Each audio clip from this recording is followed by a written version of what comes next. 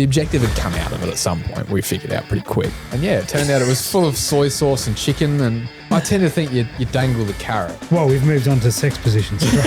This changed. It's changed real quick. And you got to go to the luge on top of Queenstown as well and beat all the kids down. Like, Wait, just beat the kids before all down. Before we end up with a rabbit hole, have a door kicked in. There's a spot where you could beat kids. All the lights are on. Is key. Yep. All the F1 cars are lit up. That's the important part somehow for our podcast. Yep.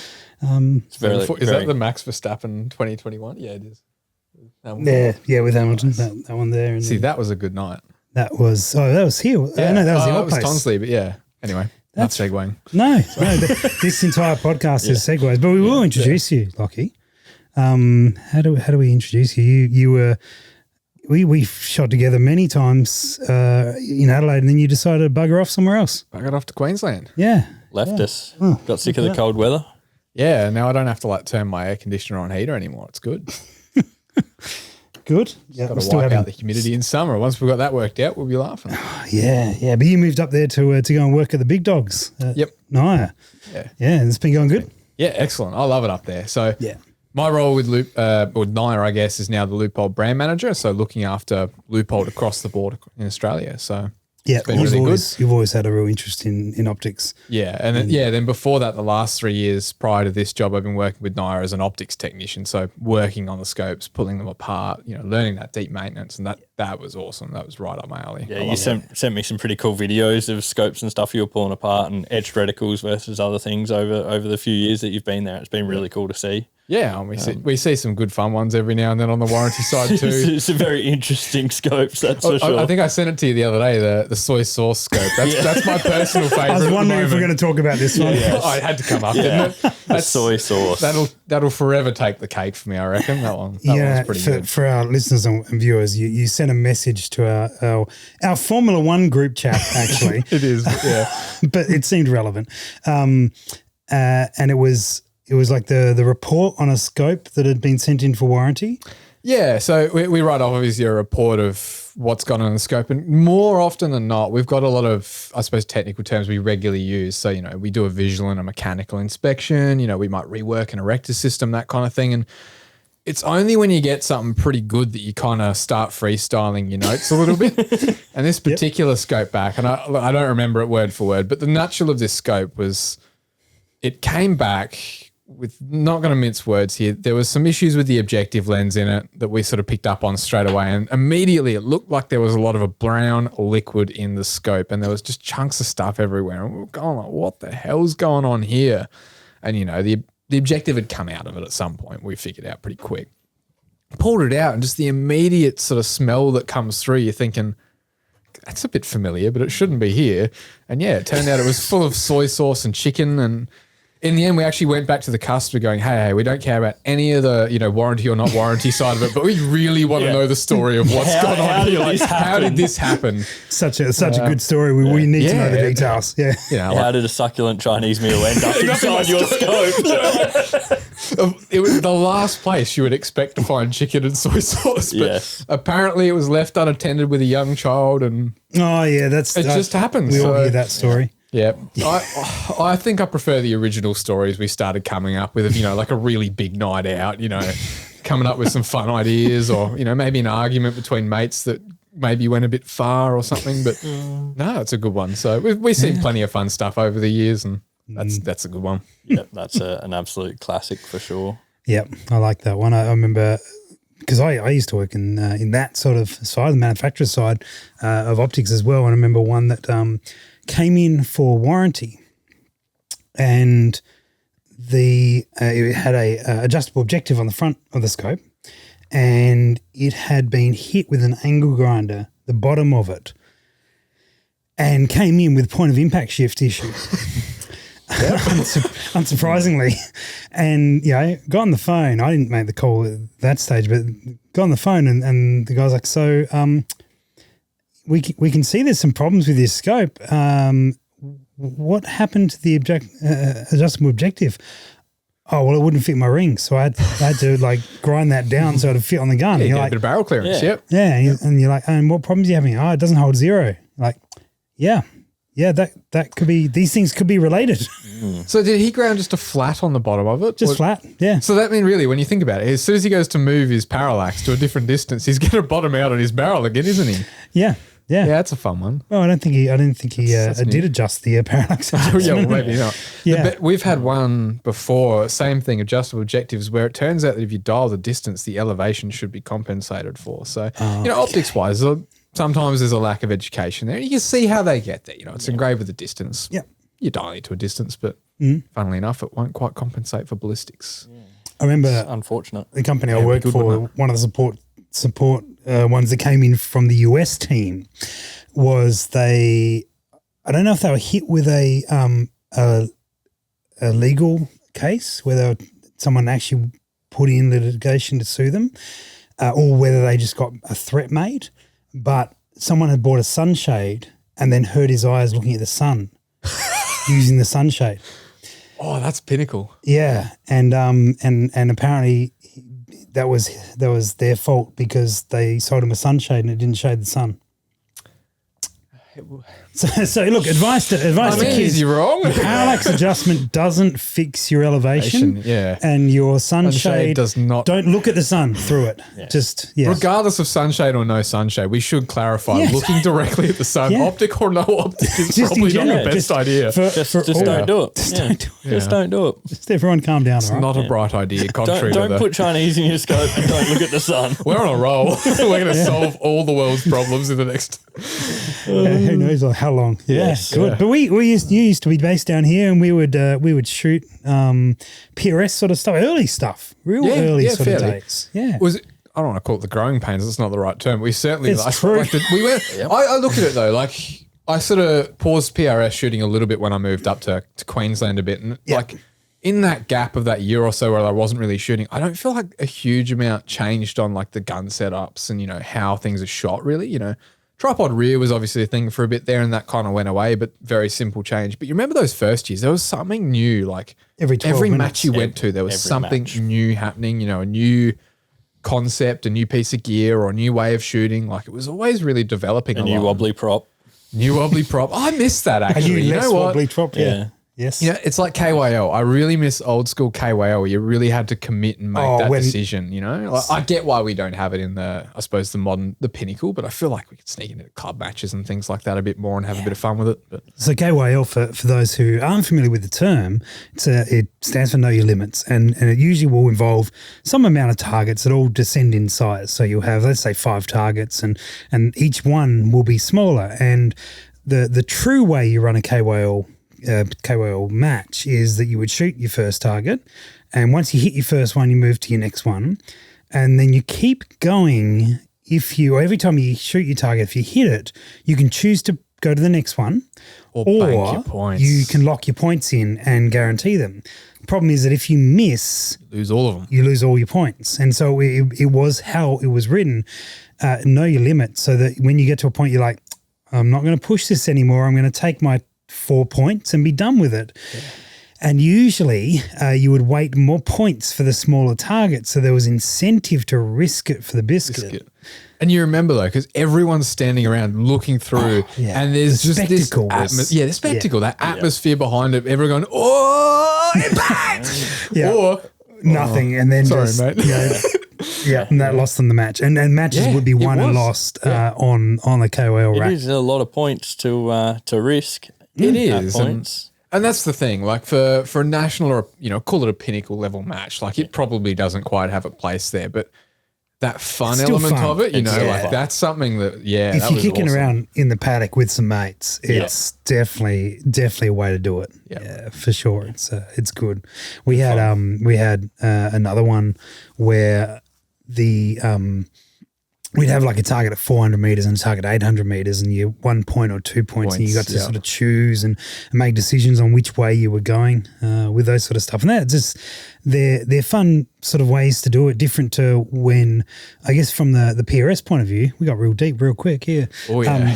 From the PRS point of view, what the theory is that each hit on target should be 1 point and should be valued, and you shouldn't lose it because of one shot. Yeah. Unless you lost it by 1 point. And that's exactly it. Like I think it's more like I don't mind that PRS has gone that way at all, and I think in that context it's the right way. But I agree. Remember like PRC, like things like that. I don't feel like there's as much. I don't want to call it fun matches and say that PRS isn't fun because let's be honest, it is. But like silly stuff every now and then is a bit of fun. Like just a match where you can go out and you're not competing for a trophy or.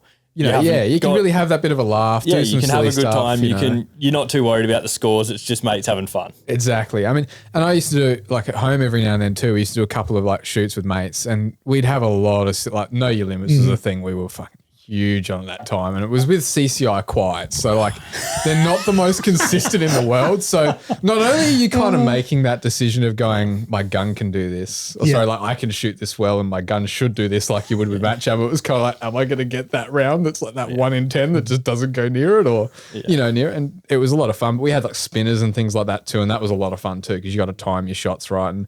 It's tricky to do that on. Yeah, I sucked at that spinner the first time I tried it. Oh, it's great. It takes some skill to get that thing to go, but once you get it, it's so satisfying if you can get the shots off quick and just time it right and have a bit of fun. But definitely good fun. And PRC with the night shoot too. That was one I always used to That was enjoy. a rimfire challenge that was sort of practical rimfire challenge. Sort of was PRS-y, but more IPSC, sort of somewhere in between of those two. And so there was the time factor was more of a factor than it is in PRS, where you didn't just have a time limit to finish your stage. The quicker you did it, the better, the more weighted your points got. It was literally like if you took half an IPSC match and half a PRS match in rimfire and just went, okay, you can take whatever 22 you want. And those are your like 8 stages, for example, 4 of this, 4 of that. And it was always You'd see quite a few different like styles of rifles as well. Oh, yeah.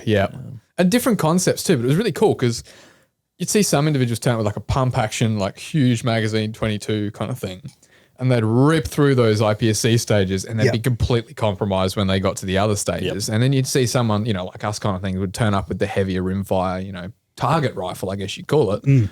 Rip on the PRS style stages and then just hold on for dear life trying to run an IPSC course with a heavy barrel. Like it kind of, because of that, everyone had that chill atmosphere too. So it was good fun, I think. Yeah, definitely cool matches. Yeah. Be good to see something like that come up again as well, hopefully someday. Yeah. And I mean, I think Precision Rifle Queensland is running a carbine style match next year. So I think that'll be something on that. I think that'll be kind of like that bit of atmosphere a bit. Because again, you're not shooting for a national series, and don't get me wrong, we're all competitive. We're all going to go into it pretty competitively, but I think we'll have a bit of fun with it. A bit more of a laugh, some fun, different stages that we don't normally do. Be interesting to see how that goes for sure. I think so. Yeah, I'm rearing to go for it. I've got it all lined up. I'm ready. I'm rocking. What rifle are you going to take? I've got a wedge tail in the MPR Mini. Oh, yeah, perfect. Yeah, I'm a bit of a sucker for them. I think they've done a really good job on that gun. Yeah, for sure. They look awesome. Yeah. I noticed they did some short ones the other day. They have, yeah. I'm looking at 300 black up there and going, ooh. Yeah, that's very nice. Like 13.5-inch barrel or something like that. I was like, ooh, that's very nice. Legal. Good to go. Perfect. Good stuff. How did you get into this whole world, Lockie? Both from an interest point of view and then professionally as well. It's a good question. I mean, my shooting journey started when I was around about 10. We had an air rifle and a single shot 22 at home, and at that stage it was very much just pest control for my dad. Sort of go out the back, maybe shoot a rabbit every now and then. That was giving us a bit of grief. I grew up on 5 acres up in the Adelaide Hills, so again, we didn't have centre fires or anything like that. We just had the rimfire in the air rifle. And so I learnt showing on the air rifle. I get like one shot. And then I'd have to wait like a month and I get one shot. And so I kind of grew up on that, really making it count a little bit and enjoying it. And, obviously graduated to a couple of shots, like here's a handful of pellets. And then, single shot 22, that changed my world. Like one round of that, away we go. And, I guess it just started that interest sort of very early on that, I knew I liked guns, if that makes sense. And then joined cadets later on. Obviously they got the 4.52s, the CZs in their program. So I did a lot of shooting with that. And then later the Styres and, again, just cemented that love of firearms, I guess. Just on the cadet side of things, so that's what type of cadets was that? I did Australian Air Force cadets. Okay. So I really enjoyed it growing up. A lot of different activities you can do. I went overseas with it. I did all sorts of different training courses, a lot of time out in the field too. So a lot of my bushcraft and things like that, I really picked up a lot of those early things from there, and to be able to do that around school worked a treat. So. Yeah, right. And so shooting was a reasonable component of all that? Yeah, at the time. I think certainly the 22 program is still going quite strong nowadays. Okay. But I think some of the EF88 and the F88 side of it sort of dropped back a little bit because there's a lot of stigma around it nowadays, which makes it tricky. I know they try to get it back a bit with wets and it's just a bit tricky nowadays. So let them play that game. But, you know, when you're 14, 15, 16, and you get to play with those sorts of rifles, it really, it does something to your brain, let's be honest. It triggers it. You get that real good interest and you appreciate it and respect what they are a lot more. They're not a mythical creature, if you will. You know, they're a tangible. You get that experience with them and you realise, okay, this is a tool and it has a purpose. Exactly right. You know, and I suppose for me, the mechanical aspects of it as well, like my dad's obviously really into cars and sort of playing with that kind of thing and seeing how rifles work. You're talking a lot of pressure, you know, 50, 60,000 PSI in a chamber, you know, how they're maintaining that and then functioning there. Like I said, there's something a little bit tricky in my brain that loved it. And so from there, sort of left school. I did a bit of a gap year in Canada, obviously had my firearms license around that point and started buying my own guns and one of the gun shops in town obviously started advertising for a part-time position and I sort of jumped at it, went, yep, that'd be a really cool thing to do on weekends. And from there, I guess it skyrocketed pretty quickly. So did 3 years there and then, the job came up with NIOA and moved up there with them to start working on the optics, tech and armour side of things. And then, last 6 months in the sales role with Leupold. Right. Full on. Yeah, okay. And always rifle? Have you done any pistol sort of work? Yeah, so as soon as I started working at the gun shop, you kind of get exposed to every discipline, I suppose, and every possible use case. So you sort of see a bit there. So I got a lot into shotgun as well. I did a lot of sporting clays and really enjoyed that towards the end of that too. I still do a bit of it now, but not probably as much as I'd like. Pistol as well, got into a lot of it. I still shoot that probably once or twice a month. Okay, yeah, right. Yeah. Pretty regularly. But rifles probably my bread and butter kind of thing. That's the main thing I kick on. Okay. Like most of us, rifles are just the place to be. Yeah. It's I don't know how we all fall there. Like shotgun's what got me into everything. Yeah. That was a real interest point. And I think if I had to choose one, that's probably where I'd end up. If I had to choose one. Fortunately I don't, but that's probably where I'd end up. It'd be a bad position to be in, having to choose one. Yeah. No, so it's a really bad hypothetical that I'm rolling back from very quickly. Yeah. But I can understand how you get there though. Like I remember when I first got into it, growing up, I'd never shot a clay probably till I was 18 or 19 kind of thing, like fairly late, 10 years after shooting any other gun kind of thing. Yeah, it's 21 for me.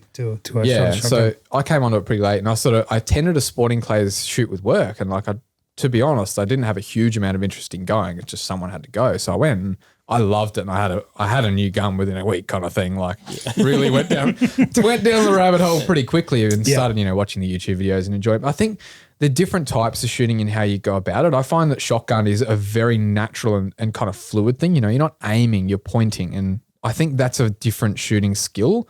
And it does translate, I pick up my wedge tail now and if I'm going chasing pigs or something, I can point it and flow it really quite naturally. Whereas I think if I wasn't doing shotgun shooting, I probably wouldn't have that skill. And then pistols is a real fun one because you really have to work hard at it to maintain your skill level of it. I think rifles, I can put a rifle in the cupboard and come back 6 weeks later and I can shoot the same group again today kind of thing. It's a very easy to develop a muscle memory and a repeatable process, but pistol, because you're developing that grip and that muscle pressure, it's so much harder to maintain your skill level unless you're practicing it all the time. And look, there's some freaks out there that can pick one up after years, but I think for the majority of us, you really have to work at it to stay that good. So the guys you watch that can do it, I think pistols is one of those areas where you really can make a big difference as a shooter. Yeah, brilliant. Yeah, nice. Yeah, I suck at pistol. Work harder. Makes two of us, Maxwell. Yeah, don't pick one up. I'm not saying I'm good at it. Yeah. Acceptable at it, but I also tell you, nothing exceptional. Put the rifles in the cupboard for 2 years and then pull them out. Yeah, that muscle memory goes real quick. Okay, yeah. I suppose I can't say I put a rifle in the cupboard for that long. Yeah. Not taking a rifle out of the cupboard in that long, I suppose, probably ain't gone and shot it, but yeah. Okay, that's all right. It comes back after about 6 stages, I reckon. Yeah, on stage 6, it's all back to where it should be. Yeah, and that's when you destroy Maxwell. That's a fair point for that pinnacle with PRS. I reckon I took a match to get back to where I left off kind of thing. Yeah, it takes you slowly work it back. And you remember all the silly things that you normally wouldn't do because why would you do that? Yeah. You get a couple of those out on the first couple of stages and then get in a groove by the end of it. Yeah, nice, mate. And so you're involved with the Queensland Precision Rifle guys at all? Not a huge amount. I haven't actually gotten out there for a club match. I'm pretty bad for that lately. Okay. It's just time. I'm traveling a lot for work. So for me, I'm focusing a lot more on shooting all the national matches and sort of getting a few other things in, obviously some pistol shooting on the side. And that's what I mean. For me, it's about maintaining a bit of balance on everything I do and doing a bit of everything rather than sort of going down a rabbit hole on one thing and that's all I think about because it gives me variety. When I get sick of rifle, I go shoot a bit of pistol or shotgun, whatever it might be. Okay. Yeah, right. You got a pistol club pretty close to you? Yeah, so we got QMRC, which is sort of just the other side of town. It's about 40 minutes from work. So, that's pretty good. 20 minutes from work, 40 minutes from home. So like it's pretty easy. They do Wednesday night shoots as well. So you can get down there after work and that gets it up there.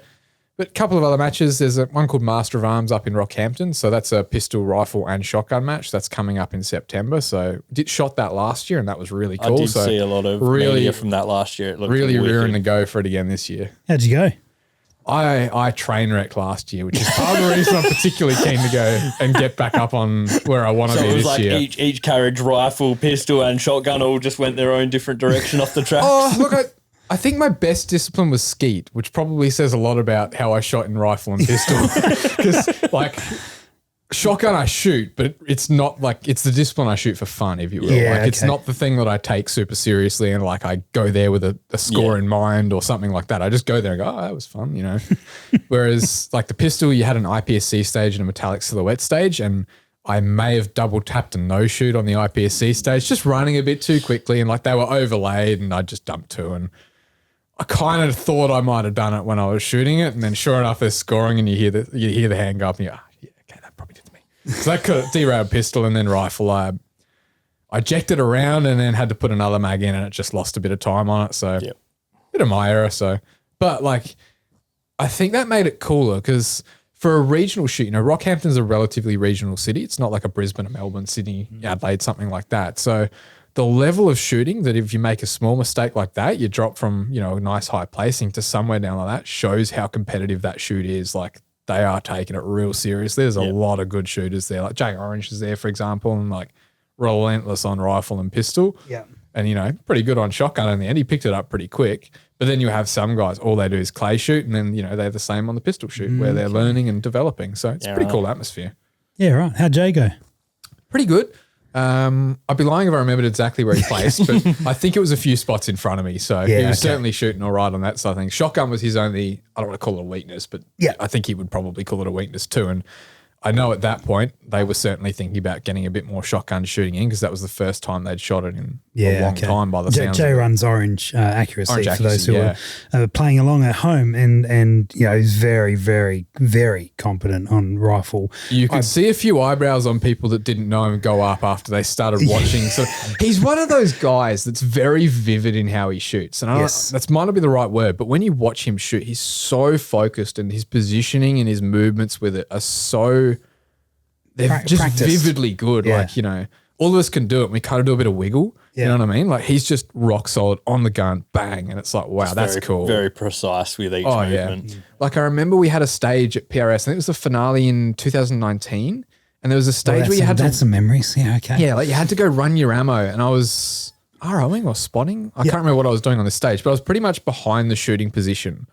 And I remember everyone else would kind of run back from their ammo and they'd kind of lie down, you know, they'd do the bit of the shuffle, get their natural alignment in order, and then they'd shoot. But call it a 10-second process. And Jay would just grab the round and he'd like almost jump and just be landing like perfectly in line, natural alignment with the rifle and just straight on it. Like I've never seen anything like it. It's such a vivid memory. Yeah, right. He's an incredible shooter. Yep. Yeah. I've never seen him with a pistol, but I imagine he is very competent. With Pretty that. competent there too. Yeah. Yeah, okay. Very good. Reckons he was rusty, but I don't know. He wasn't that bad. Nah. Yeah. Maxwell, you look like you're about to ask something, mate. I don't want to interrupt you. I've lost it. Okay, we threw off your the rusty joke just then got me. Gotcha. It wasn't meant to be a joke, but I made eye contact with him. Yeah, Like, he got weird for a second. Yeah. it was good. I enjoyed it. need some oil. I do it again. Rust. Yeah. Would you? So yeah, I would. Yes, Maxwell. Yes, thanks for bringing that up. Yes, I would. Yeah, I'd keep going with that. Yeah. That's great. Nice.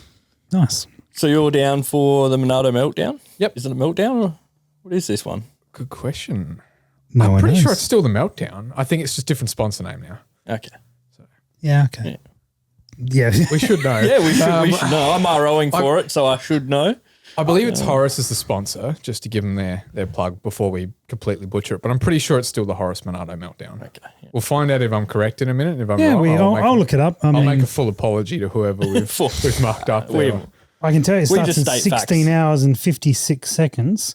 That's the first thing coming up on the Ready to rock website. and roll. They're ready to go. The store, PRS store is open. It stops you Doors from open. looking at That's that. good. Good to know. Purchase your tickets shoot. now. Oh, hang on. How do I find the thing? What have you been shooting the most of lately? Foxes. Yeah, that checks out. Yep. Yeah, pretty much. Oh, actually, You're shooting tonight. in quantity, Yeah. pigeons. But yeah, By weight. by weight, probably foxes. But yeah, lots of pigeons, lots of foxes. And yeah, so I'm shooting tonight. I'm gonna go from here and drive an hour and a half to go shoot some pigeons for someone in a shed, and drive an hour and a half home. You still running the FX? Yeah, I've got a Mark IV now. Mark 4, yep. How do you find it? It's good. Yep. It's very nice. Getting better. Yeah. Cool guns. Yeah. It's a massive step up over the Mark II, but not that True, big of a 'cause you jump skipped of the the Mark M3, III. hey? I Yep. did, yeah. Yep. Because the M3 was that big leap, and I believe the Mark 4 is like Just a few little refinement. updates. Yeah. But yeah, no, so far really good. Probably shot at least a few hundred birds with it now, and it's really nice. Yep. Rusty's had a few shots with it and Oh, quite yeah. enjoyed it. So I don't know if you remember, we played with your Mark II when you got it, and it was like a week or two before I moved to Queensland. And I reckon if I wasn't moving to Queensland, I probably would have bought one. Yeah. That cool gun, I like Yeah, that. no, they are great. I'm thinking about setting my Mark II back up as a 30 cal. Ooh, Yeah, it's tempting. okay. Yeah. Where's that thought come from? I've got a 30 cal barrel for it. Okay, This isn't just a thought. This is a very real possibility. it's It's gonna happen. about. you could do this tomorrow. I could just unscrew This the barrel. isn't a and put the 300 blackout wedge tail upper where it's a decision on whether I spend the money. This is, you've got it. You're good to I've go. got it. It's good to go, and you can shoot a 50 grain pellet It's at wild. pretty good velocities. Like I think I had it up around the 950 mark. Yeah, right. So yeah, it's good enough to take down large mammals Yeah, that walk on as 4 long feet. as you're a bit closer, I guess. yeah, 30 meters is probably about the limit. That's fine. If you get a big pigeon, you Yeah, big pigeon. Yeah. Pigeons. You Big see them with pigeons. a buffed out chest. Yeah, of course. Yeah. well, Or I'm a gonna need family of 30 for pigeons. that one. Yeah, Family yeah, of pigeons. just Yep. 5 pigeons in a row. That's it. Yep. All there, roosting away. Just for the big jobs.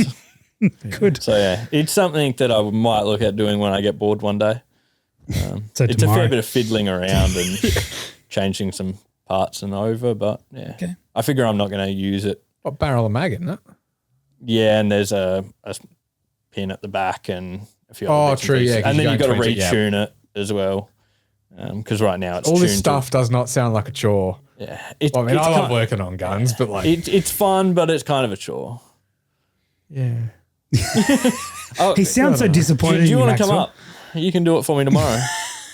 Maybe. Take it out to the That range. might work out. Swing through on the way home, maybe. Yeah. We might be on. Yeah, there you go. Yeah. Yeah, I don't know. I changed the barrel on one this morning. I didn't do anything else. I just pulled the barrel out and put it back in, but He's that's like, basically a barrel That's change. basically a barrel Guns change. Well, it is a work. barrel change. It's just It not is, a caliber change. Yes, You know. yes.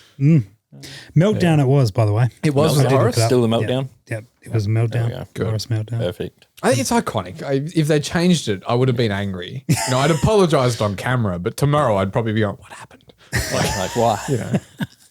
Yeah, yeah. And I see the one after is the Cold Steel Open. No, not Cold Steel. Fat Winter Classic. Yeah, Winter Classic in But it's Canberra. moved to Canberra, which also makes sense because it can be cold in Canberra. Oh yeah. I mean, we shot there earlier in the year. It was like fog for like 2 hours in the morning, and like literally like that, it just went. I was like, "Nice Yep. one, Canberra." Checks out. Just hold you up a little bit, or did you manage to shoot through I the think fog?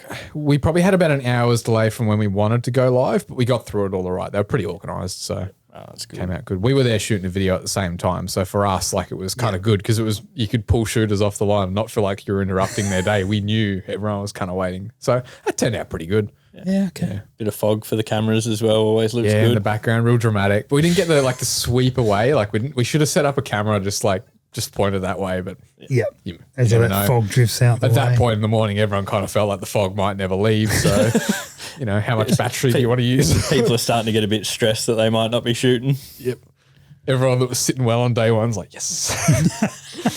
Are you pretty well prepared for the shoot this weekend? Yeah, pretty well. I've got a new rifle that I've been setting up this year in an Aero Precision. So I've sort of feel like I got that dialed in and pretty ready at this point and set up how I want it. So An Aero Precision. yeah, so company based in America, primarily known for their AR platforms and the componentry. You know, there are a lot of hand guards and things like that for different platforms there. But they came out with the Solace bolt action in the last couple of years.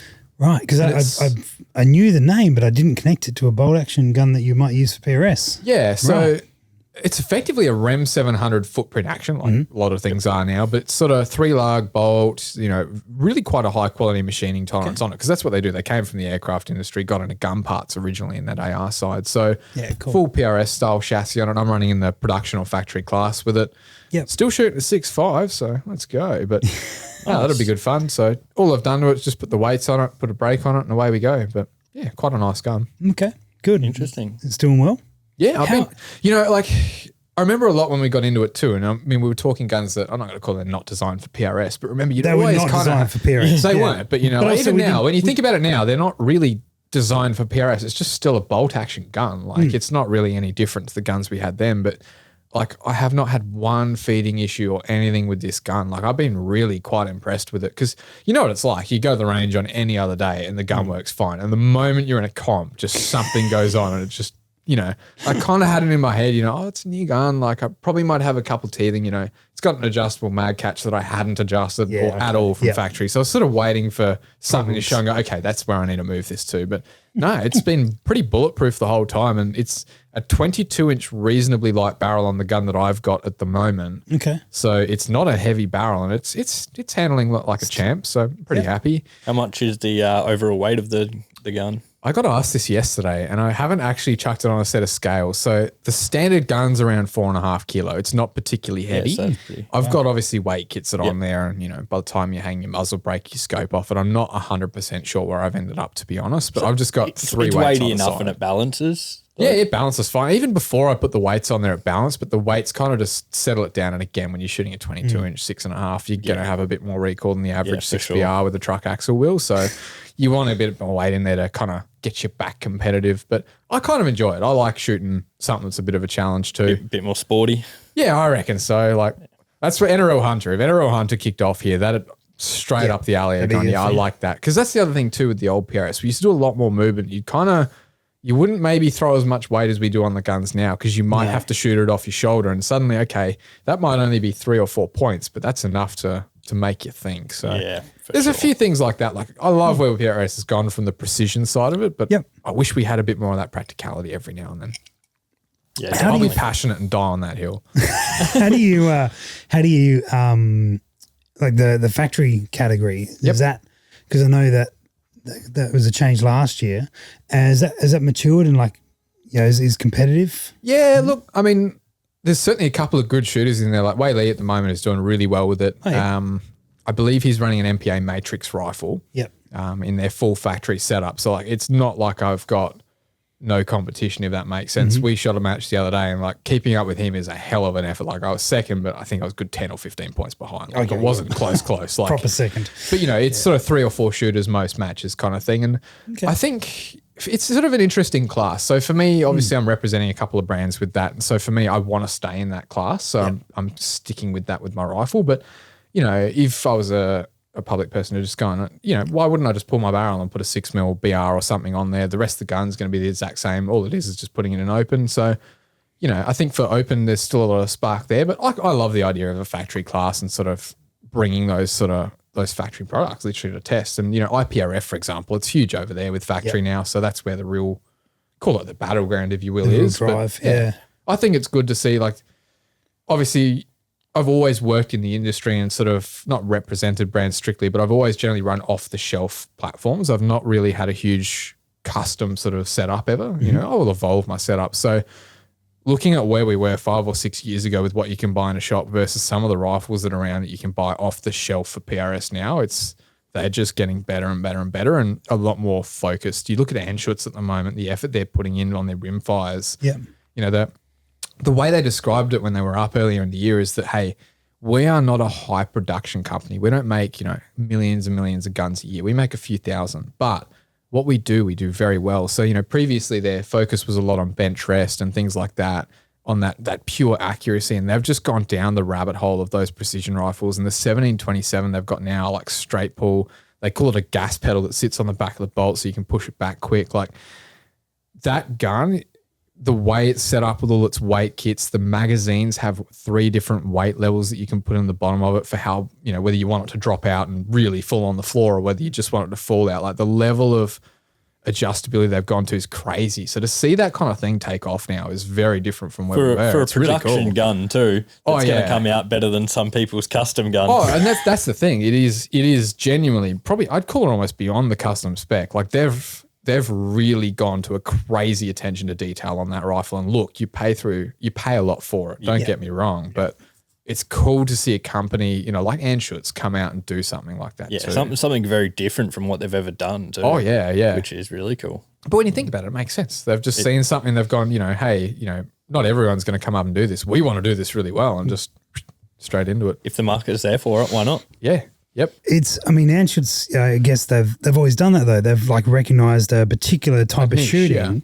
Yeah. And most people, you'd be like, oh yeah, I'm getting an Anschutz for PRS. And you're like, what? Yeah. Like initially, yeah.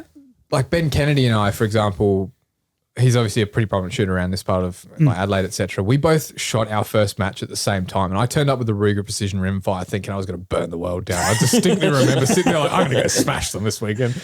You were always a quick shooter. You shot very quick. Part-times are for the weak. But, Ben turned up and he had an Anschutz, I think it was a 14-16, but he had it in the larger, heavier, like metallic silhouette stock. And at that point in time, it was just completely the wrong gun. Like, and that's the thing. You'd think unfathomable if someone went, I bought an Anschutz for this because they're such high tolerances. They're not designed for practicality, but that's the thing. The engineers at Anschutz now have literally just gone down the rabbit hole of just they've made them for different disciplines, and now if they're going to put that engineering and ideas around this style, they're going to make a very good gun. Oh yeah, and we've already seen some of the results of that now. Of I think the first year or so, those first couple of models, don't get me wrong, they're awesome guns, but they're probably more what they've done previously in a chassis.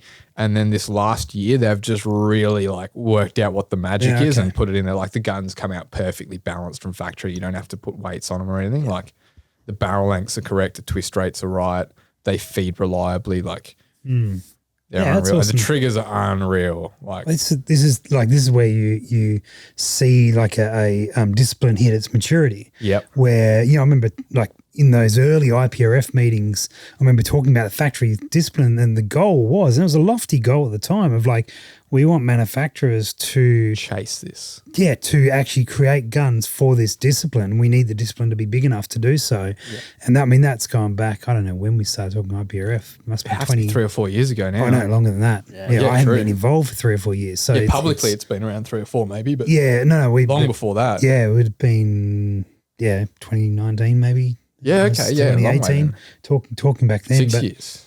Double that. Yeah. That's like double what I had in my head. Yeah. So, and talking with those sort of goals and ambitions, and now, I'm not involved, but to see it and you go, guys are making guns, like big companies are making guns for this. I mean, even going to see like SHOT Show, we're planning our trip over to SHOT Show for next year, but today, but I remember when I first went, the first year I went was 2017.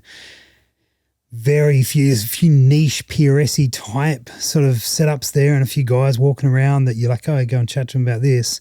And then like over the years that I've been there, by even 2019 and 2021, there are like Ruger has half their stand dedicated to PRS type, sort of long range sort of stuff, and the market has shifted pretty significantly. It's a bit like they've got the new gen RPRs out now and the centerfires, and just the refinement on them, the stock with the bag rider, so much nicer. You're not cheese grating against the pick rail. They've got the inbuilt arc rail. Which generation is that up to now? So they've come out with Gen 3 previously, and now they're just calling it the RPR again, I guess, but it's a burnt bronze kind of color, so you can tell it easily, like visually. But new stock, new adjustments in the back, a bit more comfortable, a bit more streamlined, arc rail on the front, balances like it should, much better muzzle brake on there. And so, they're evolving that over time, learning the lessons, I guess. There's a lot of companies that might make something and then go, oh, we'll go do something different now. They've stuck to it, so it's good. It's good to see. Sorry, Maxwell, we've just been... No, you're all right. It's all good. You look bored. No, I'm not bored. I'm just, my shoulder's giving me a bit of grief, as I told you. That's no good. So I'm just sitting over here quietly, relaxing before my big night. Doing your thing. Yeah. Doing for your big drive. Yep. Yeah. Now, you mentioned before that your dad was into cars. Yes, yeah. So, I mean, I mentioned that we were in a Formula One chat group at some point. Yeah. It's a meme group, really. It's pretty much. It is. We don't have every any now and then, sensible like when conversations. Jack lost his drive, we're all in there like, oh, Yeah. But memes are 99% of it. That's pretty much it. Would that interest for the car side of things, that came through your dad? Yeah, that What was he came into? a lot earlier than shooting, in honesty, too. And it's absolutely still one of my big passions now. So, like growing up, my dad's always been into working on cars. So he built a hot rod from, I think it was like 3 or 4, all the way through till I was about 18, I think, when he finished it. So, there was always that kind of thing around home. He bought a Mustang in the original 1966, not one of the new ones, things like that. So cars have always been sort of a big part of that home life and his interest. I'm working on them. And I think that's where I get a lot of the mechanical side of things from and that interest. So, yeah. I love it. Interesting that you didn't go down the car route for work. Or Yeah, is it something that we were just... Is it toss of a coin? Like if something came up, you would be down that path? There was very much a time where it came to that. Yeah, Not too long. I think it was before I started working at the gun shop. Yeah. But it was a big interest, but I wasn't sure if it was what I wanted to do for a job. And I don't know, it's hard to describe. But for me, I'm very much I don't want to call myself a forefront person, but I like being at the front of everything. If I'm in an industry, I want to be at the forefront of whatever I can do in that industry. So if I'm into cars, it's got to be motorsport, right? Yeah. Like I can't be, Yeah, I don't want to be sitting there at a local mechanic working on cars day to day and that's all I do. Or a dealership selling cars. Yeah, that's right. For me, if I went into that, I wanted to be in racing. And for Adelaide, I mean, don't get me wrong, there's a couple of teams based around here that are really good, but for me, I'm not good enough to be a driver. This is not where the centre of motorsport is. Yeah, I mean, look, there's some lovely heritage here, and I miss going to Adelaide 500 every year. Like that was bread and butter. I love it. But if you're looking at V8 supercars, for example, you've got the teams based in Melbourne, Brisbane, and there used to be one in Sydney. I think it's moved up as well. And so now I work like 500 meters really from one of the supercar teams. So I see it all the time. But I actually spent a race weekend with them up at the Bend at one of the early rounds doing a work experience with them, and I loved it. Yeah, right. And at that point, this was 3 or 4 years before I moved to Brisbane anyway, but at that point I really didn't want to move into state. There was that wasn't on my sort of cards kind of thing. So I went, no, okay, I'm not going to chase that at this stage here. Like if I'm going to do it, I've now seen and done it with Triple Eight, who was the best team in supercars, and I've seen how they go about it. I couldn't settle for anything less than that in my head. And it's one of those things, like both as a business and as a team, the way they do things is so methodical and just so perfected, but everyone listens, everyone has a say. Like for such a high pressure environment, it really impressed me walking in there and just being literally the guy on the broom and just how they treat you and how they work together. Like there's no arguing or bickering, but they're very professional and very hard to describe how they work, but it's just a very, very good environment that Roland Dane originally had set up there. And so I suppose if I tried it with another team, let's say, maybe I would have kind of looked at it differently. But because I was exposed to that environment, I thought, shit, I couldn't work for anywhere but here. Like if I was going to do it, that's it. And to get into the best team in a race team, like with no experience, like you're not going to, I'm not going to move to Brisbane and hope that's going to pull off kind of thing. Like that'd be crazy to hire me kind of thing. So, I went down the other rabbit hole and, I think about a month later after that, I ended up working at the gun shop and that sort of started that. And, the career I've got on now, I love. And it means that, that's sort of my work, and then motorsport can be my hobby a bit too. I can spend that time watching the races, going to the races. You can race cars in New Zealand. Yeah. So like do things like that, and it's something away from my work that I can disconnect a bit too, because that's important. Like I love firearms, don't get me wrong, but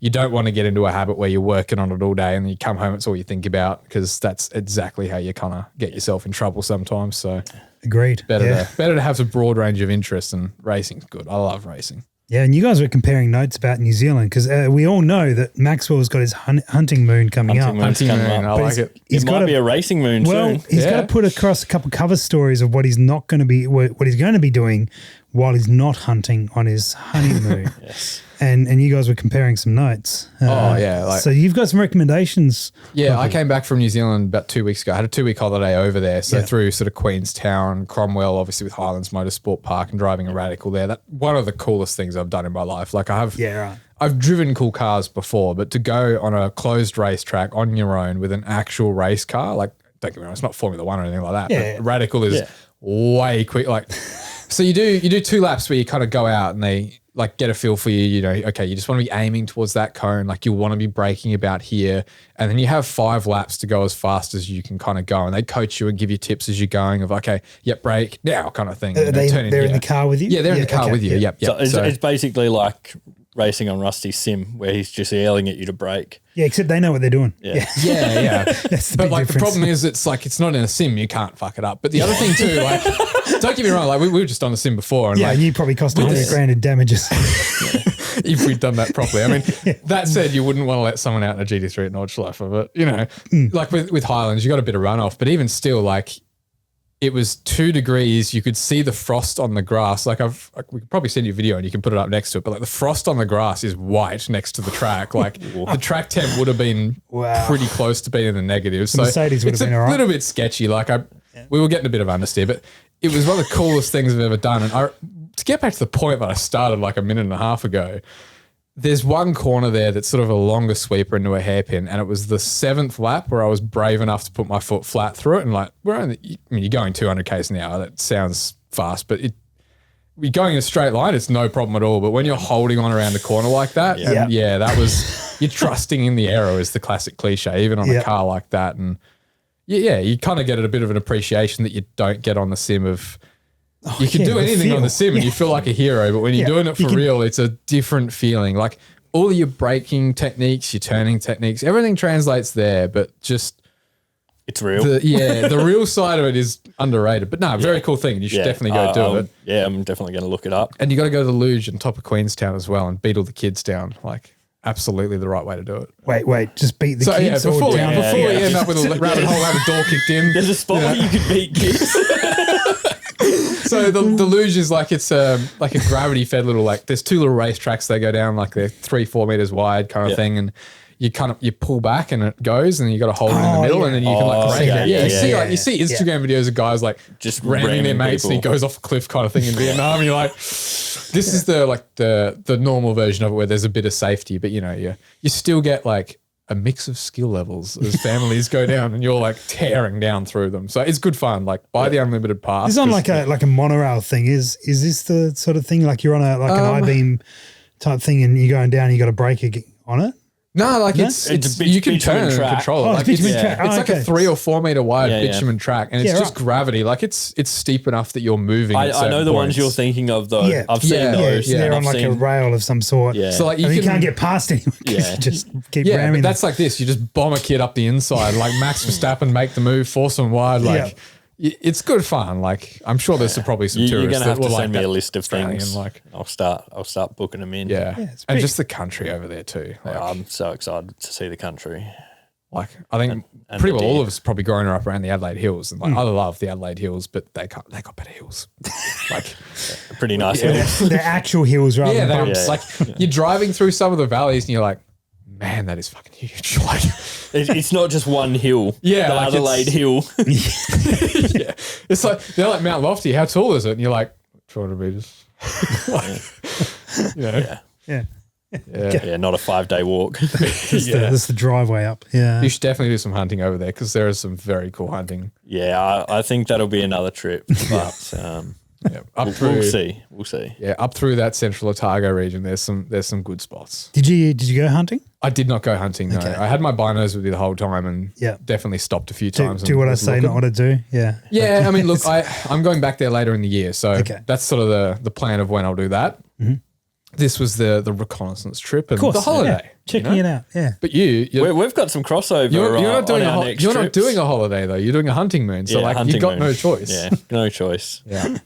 Yeah, no choice. You were not going got hunting. one. I got two I'm not trips. going I can hunting. separate the two, but you got one. I might get separated if I go hunting. That's all right. Like I said, I've got that restaurant recommendation for you for Swiftsure and Arrowtown. You go there, all of it will be solved. She'll be completely happy, and you'll be good to go again the next day. So just send her there on her own. No, you've got to take her there, or this whole plan falls apart. Okay.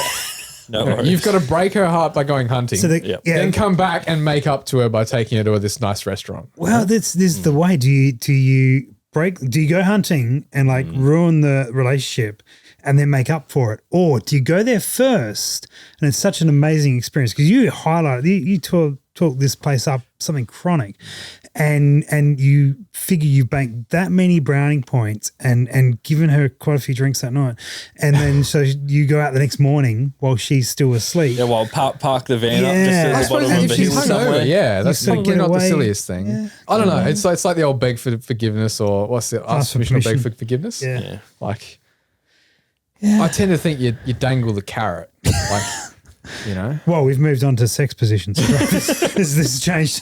It's changed real quick. Wow. Okay. All right. Why is it orange? I was going to ask you that, but that's fair enough. Fair enough. Good.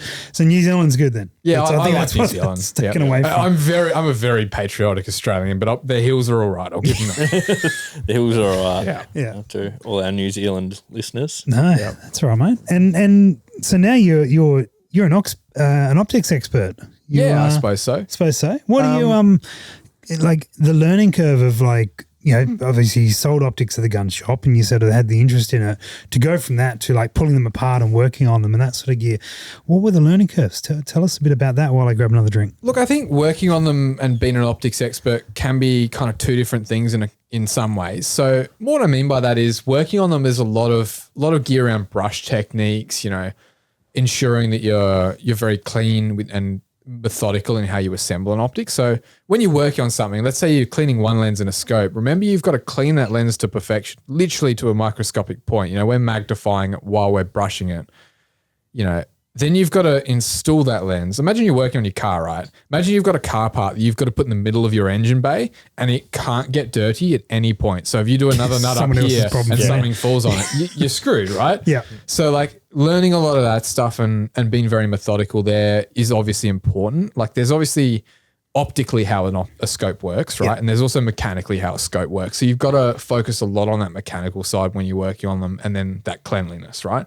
All the engineering, all the design, all the features, if you will, that's done by the guys in the factory, and they're real smart at it. So for me, I started on that side of things and really learning it. And the more you work through scopes, the more you obviously, if you're physically working on it, you can see exactly how it works. And so it triggers a lot in your brain of understanding. So built up that knowledge base. And then obviously this year on the sales side of it, I got to go to Leupold earlier this year in Portland, Oregon, and tour their factory, talk to their team, and learn a lot more, I suppose, about how optics are produced, how they design it, you know, the processes they go through, and really doing that deep dive into it properly. So I've got a long way to go, don't get me wrong. I know a lot about optics already because of the profession I'm in, but yeah, like they are complex animals. Yeah. And that's the thing, like there's a lot of trade-offs too that you start to learn about, and you can really see it. Like you'll look at one company's scope versus another company's scope and you'll see, okay, they've chosen to be good in these areas and compromise on these. And it's a conscious decision. I think that's something that a lot of people maybe don't appreciate or don't even realize is a thing. You know, they'll go, oh, this brand's crap in this area. Like it's got terrible field of view. Like,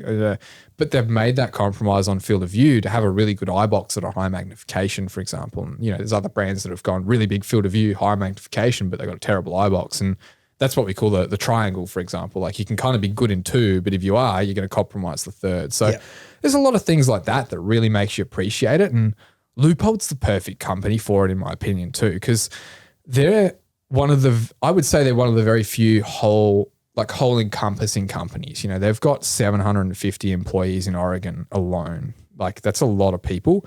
They've got 80 optical engineers. So, you know, that's a lot of people that their whole day job is just finding little refinements here and there and perfecting it. So Leupold build, you know, we can call it the perfect scope. You know, it might not be the same field of view as another companies or anything like that, but you'll have no image errors. Not going to suffer from things like chromatic aberration because they have control of their whole process. They're not outsourcing a part production or anything like that. It's produced downstairs in the factory. So the whole way through, they've got control. They can build the perfect scope that they want to build.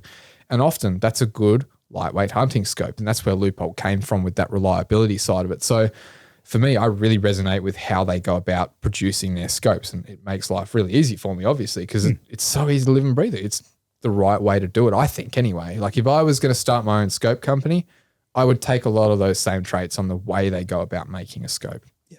And from a misconception, because we talked about a couple before, but like, was there any that as you learnt, like, you know, got to see the guts of a scope and learn the inside of it, that you're like, oh, I didn't realize that. Oh, yeah. And also, a lot, yeah. I'm sure now in your sales role, you're able to sort of educate people on stuff. What's some of the common stuff you're like, people really probably don't know this very much? I think the favorite one that I've got it's a misconception, but it's still true, is that a bigger objective is better for light transmission. I say that with inverted thumbs in the commas for anyone that's listening. So going to a bigger objective is absolutely the right way to go for nighttime shooting, but it's only because it's giving you a bigger exit pupil. You are gathering a fraction more light, but you've got a whole nother lens in there. So you lose a percentage of your light transmission by having that bigger objective. You're adding more weight, more complexity to the scope. So you're not actually gathering much more light at all. Like the return's pretty small for the bigger objective, but you project it onto a wider surface on your eye, which means instead of using the cones in your eye or the pupil, the black part, you're using the cones, also the rods outside of the eye, because now you've got that bigger exit pupil, which means when it comes to nighttime shooting, we're using our natural night vision through the scope rather than trying to use the cones in the center in our scope, which gives us a much more vivid image. So you know, you see it a lot. Everyone goes, oh, I need the biggest objective I can because it lets in light. It's like, oh, hang on. Let's work out what you're doing first. Because if you're going to go run up a mountain in New Zealand like you are going to be doing very, very soon, like you don't want a 56 objective on your scope. All it's going to give you in a daytime hunting scenario is a bit more weight. You know, you gain a small amount of field of view, but I really honestly don't recommend it as a marketing choice or a buying choice, if that makes sense. You're not going to buy it for that. What about the late afternoon, very early morning shots? So that's nothing to do with the objective lens size. That's all about your light management. A lot of people will talk about light transmission and they'll talk about light management. So I'll put it to you like this, right? If we put all the light that we can gather in the world, right, through a scope to produce our image, it can be too bright for our eye to see, right? We're already just at that like point. The guy looking at the sun. Exactly like the guy looking at the sun, right? Just need a sunshade. That's all we need. Of course, the light's going to drop when we get to those conditions, but quite often if you're shooting into the light, for example, so we're not looking at the sun, but we're looking near the horizon, you're going to have that light coming through, right? And you want to make sure that the image you get is still clear, still crisp. It's not going to be washed out. You know, we've all seen what a washed out image kind of looks like. And there's some scopes. Leupold did a really good example while we were out at Madras in Oregon at their range, where we set up, it was about 30 different rifle scopes and compared them looking into the dusk. And there was one there that was designed for a light transmission record, and it was completely unusable for about an hour or two around that dawn of dusk period where everything else was pretty usable. For us at Leupold, that's our bread and butter, is that period of day. Like we really excel in that area. So we very much encourage everyone to go out and test your scope against the Leupold in those conditions, because we know we're good at it and we'll brag about it. But light management, right, to get back to it, is how you manage that light coming through your scope to negate errant light. Now, what I mean by that, if we hold our scope here, right, and we're projecting our image in here and gathering that light from the image, if I shine a torch at 45 degrees through there, that's not adding to my image, right? It's just adding light. Yeah. So we want to make sure that any light that's coming through and bouncing off the inside of our main tube is bouncing straight back out the front. So for Leupolds, if you look through them backwards in a modern scope, there's thousands of little cuts on the inside of the surfaces there that they aren't just a thread cut, for example, or just a random cut. They are angled perfectly to push it out the center of the objective lens the other way so that you're not gaining that errant light. So it cuts the glare right out of the scope.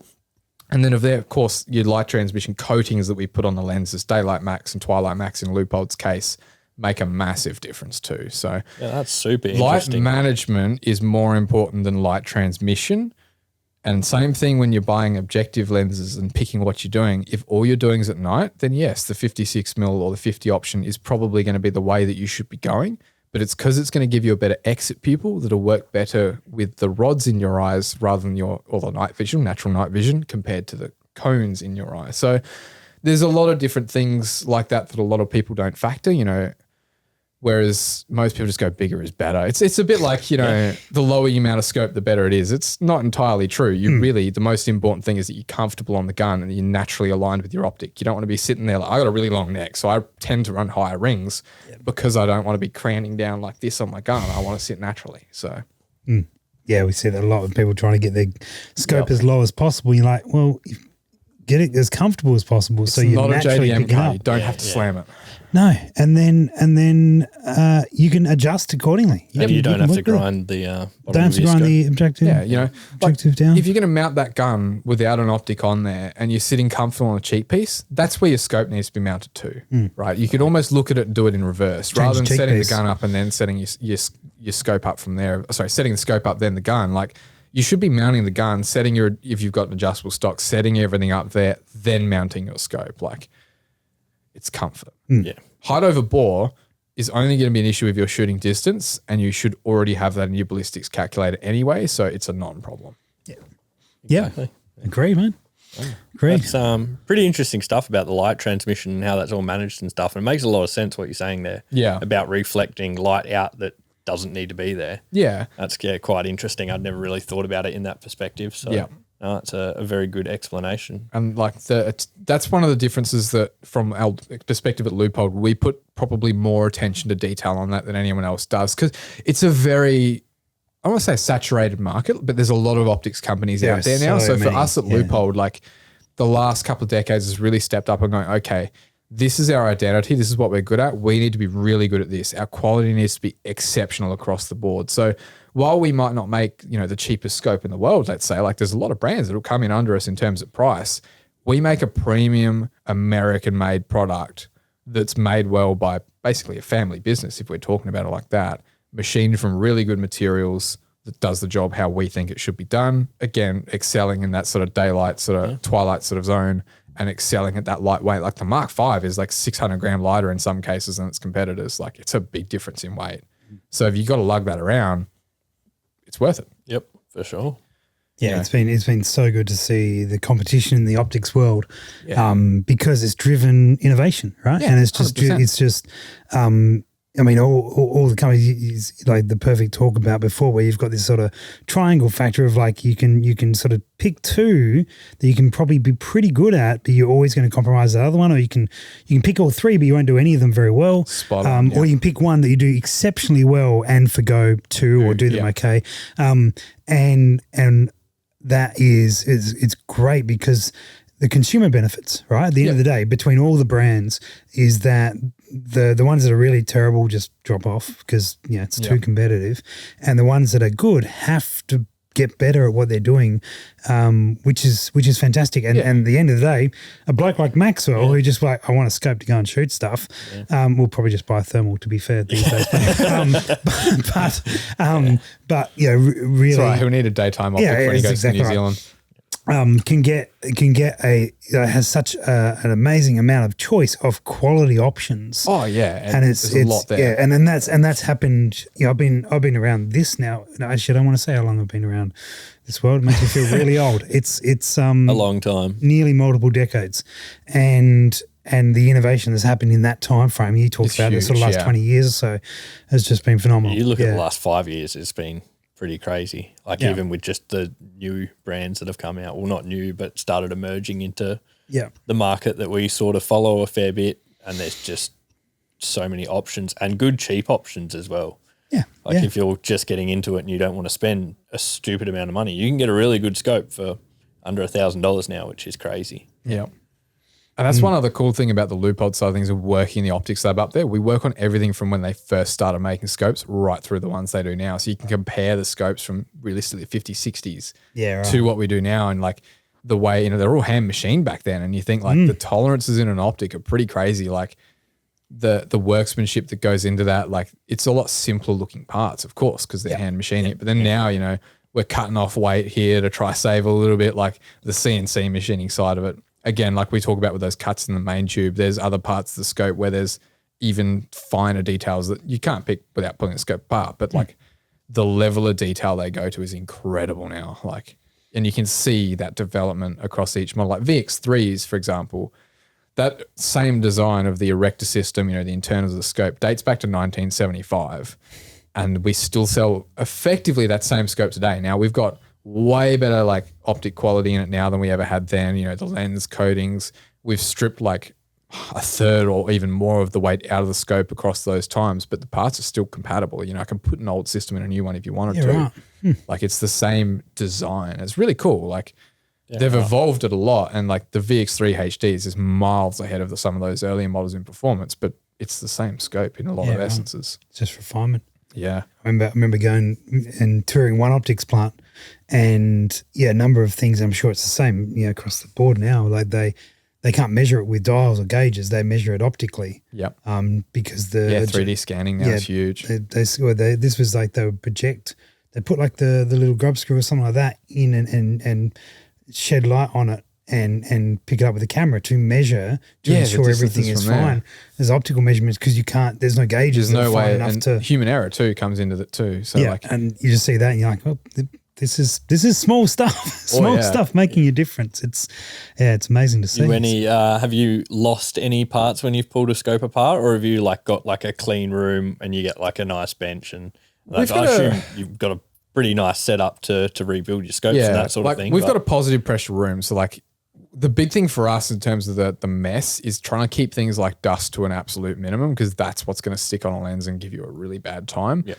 It's also temperature and humidity conditions so that we're hitting a certain point. So humidity, all of our scopes are gassed and purged at the end of it, and we bake all the humidity out of it anyway, and then we have to test that. I'll talk about that in a second. But like, so for that side of things, it's not an issue having moisture in at that stage. It's baking it out. But if you are, so we run at 21 degrees in our aircon all year round. Doesn't matter what weather's outside, and very low humidity. If the aircon flicks to another setting, which every now and then it'll do, and it goes to like 23 degrees hot, for example, your lens will fog up while you're working on it in the scope. So like very fine margins for how we do that. But you got to remember too, we'll get some scopes that'll come in like, let's say that, I'm not going to say they've had a hard life. They've just worked hard, but like they've been on a gun out in Nevada or something like that, and you've just got like red dust galore. And you know how when you get into your car and like you clean your car and then 6 months later, it's still coming out. It's the same thing in a scope where you're like, wow, like it's hard to get rid of this. So you're still going to have those debris, but we take a lot of time to kind of clean them up as best we can. And then, you know, you pull a scope apart and then you clean every component as it goes back in. I've certainly lost some grub screws and things like that. Like you drop them on the floor, and we were smart enough. We've got nice little like spots all over our floor as part of a pattern, which looks really good for camouflage of a tiny screw. But the beauty of it too, because we're so well supported by Leupold at NIOA, like we have parts drawers full of them. So you just go grab another one. So we're good. If you lost a lens assembly, that might be a different story, but like they're a bit bigger. They're pretty easy to find if you drop them on the floor. And if you've dropped it on the floor, well, you know, they're tough. There's other questions. You know, like if your lens lands face down and you scratch it, you're not going to send that back to a customer. They're going to get a nice brand new one. So, do you use MEK for cleaning glass? No. I don't know how much I can talk about with what we do use to clean them, but certainly the key one we use is very, very high grade acetone for our basic cleaning. I don't recommend people go play with acetone on every scope because not every scope's going to be built to the same standards. They're going to use different O-rings, different seals, things like that, and acetone may eat their product. So I'm not going to say go out and do it. But for us, that's what we're using is safe in our lens. The key, again, it's very high grade acetone and very pure that we're using. Otherwise, you can have a lot of problems very quickly. Yeah. You know, we're super anal about controlled environments to use, and this stuff that for one of the companies, they would use it. If you dropped it on the bench, it would eat its way through the bench. Yeah, none of ours is that bad. Yeah, like don't get me wrong, like there's certainly ones that I wouldn't want to drop on my hands, but it's not that bad for what we use. A lot of our stuff's pretty good. You know, inside we use a bit of brake clean every now and then if you're trying to wash a main tube out. That's, you know, we've had scopes, for example, from New Zealand is our primary example of it. Like, I don't want to say that we don't hunt here, but those guys hunt like holy crap. They've got big hills. Spot on. And if you fall down a hill and your rifle and your gun fall in a creek and you can't get to it until summer, like we've had scopes come back in those cases. Like soy sauce was the funniest scope we've had back, but the hardest scope I've ever worked on was a VX6, so 3-18, 30mm hunting scope kind of thing. Yeah. Objective lens had been smashed in on the fall, and then like it had just had silt from this creek just flowing through it for God knows how long. Like it was months.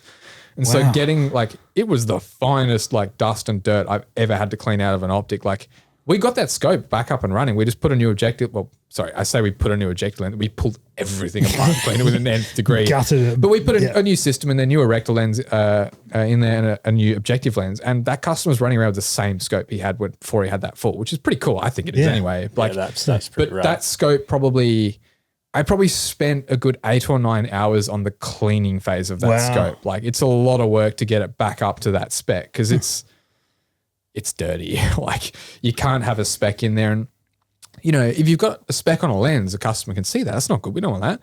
But cleaning a lens is easy. But then you've got to clean every other surface in the scope because if there's a spot of dirt there and then he shoots his gun and it falls on a lens, well, now I look like an idiot because I didn't do a very good job of working on his scope. So we hold ourselves to a very, very high standard in that side of things too. Maybe he shouldn't leave his gun in a creek for 3 months. Yeah, but like, I mean, you're going to go to this wonderful land and you'll see that maybe some of the creeks I wouldn't go in very willingly either. Like you see the rafts go down, the people with all the vests and the helmets and you go, I'll leave you to it. Like, you know. But shit happens is the bottom line. No one ever wants to fucking fall down a cliff and drop their gun into a creek. It's not planned. But it happens. So for good TikTok. But and that's what I mean. Like they hunt like really hard. Like we get guys here that I think we had a gun come back that had fallen off the back of a ute, but it sling caught on the back and like barrel was dragging along the ground and like a third of the barrel was just clean, basically grated off by the asphalt. And the tip of the scope had the same thing. And like the scope got away with it. That was easy fix. It didn't get inside it, but like. You see some weird stuff happen. Like, crap happens. Yep. Stuff happens. Guys angle grind the front of their scope. Yep. That may not have been an accident. That might have been a momentary lapse of judgment.